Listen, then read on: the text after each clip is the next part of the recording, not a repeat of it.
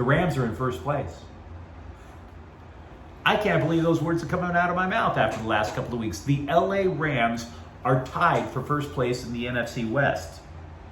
Now, Ben Skowronek's 17-yard touchdown carry in the third quarter lifted the battered defending champions into that first place tie. They defeated Carolina 24-10 at SoFi Stadium on Sunday. Hi, I'm James the Faithful Angelino Sports with your weekly rapid recap of Rams football. And if you enjoy talking about the Rams, don't forget to subscribe to the channel. We talk LA Rams football here. We talk about all LA teams here. So the Rams are tied.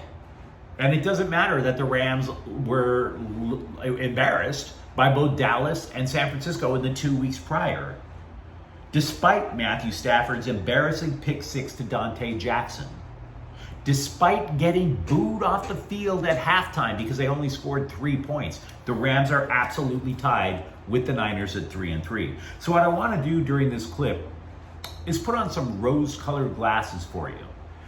Not because I think the Rams are as good as they were last year, but because I think this team, as long as they are stretching out the season, picking up wins wherever they can, they still have a chance to get healthy and make an impact. They have a chance. There's a lot to like about this game. For openers, after Carolina outgained LA in the first quarter, 105-24, the defense was absolutely magnificent and the script flipped.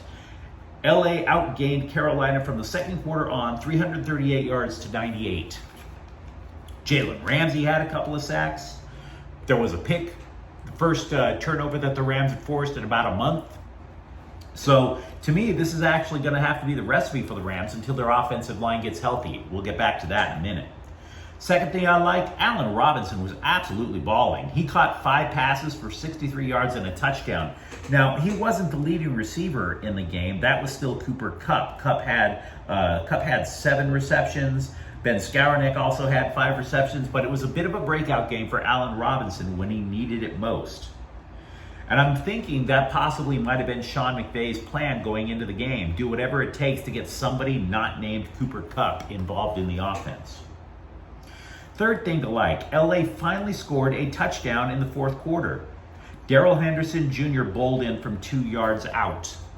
So there's that. But the most important thing that I liked about this game, the most important thing, and I think you should take this away, is the Rams retained their professionalism.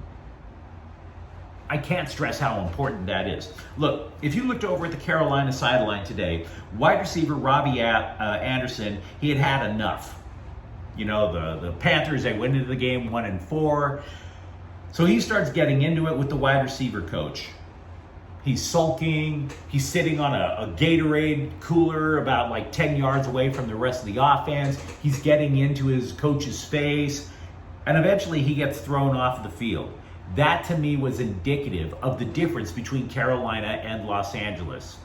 See, when a team starts losing, when they start to lose consistently, obviously tensions flare. You could see something like that. I was hoping you wouldn't see something like that on the Rams sidelines, but they kept it together.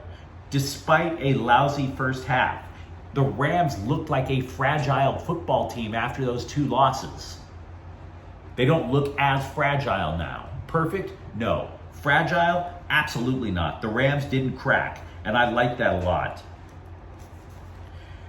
Now, to say LA has clear sailing is obviously a fantasy. They do have a bye week coming up, and then the Niners come in, and the Niners, obviously, they really damaged the Rams a few weeks ago. Also, the offensive line is still in tatters. I mentioned as a preview to this particular game that the Rams were down to their 3rd string center, right?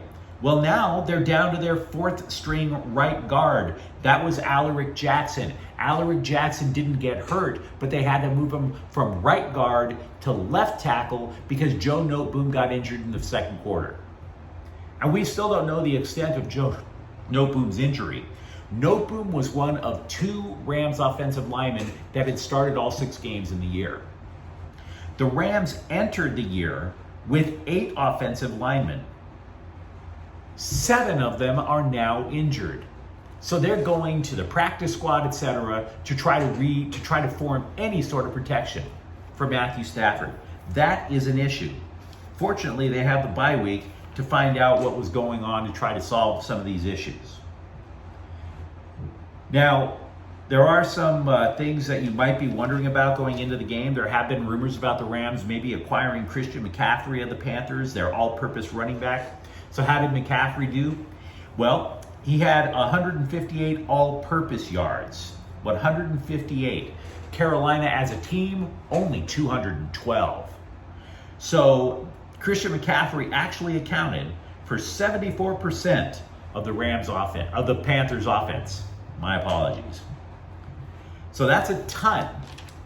If they were using this game as a way to try to showcase what McCaffrey could do for the Rams if they were trading to try to hike up the trade price, yeah, that trade price totally got jacked up there.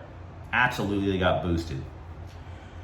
Carolina was what I would say a lot of women refer to as comfort food in times of stress, and the Rams basically, they had a nice afternoon picnic at Carolina's expense.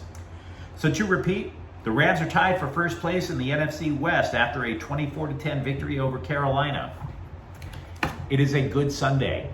And if you enjoyed talking Rams football with me, don't forget to subscribe to the channel. We talk Rams football here every week, almost every day. Thank you for watching. I'm James. Faithful Angelino is a Ken Quartet El Queso production. Take care.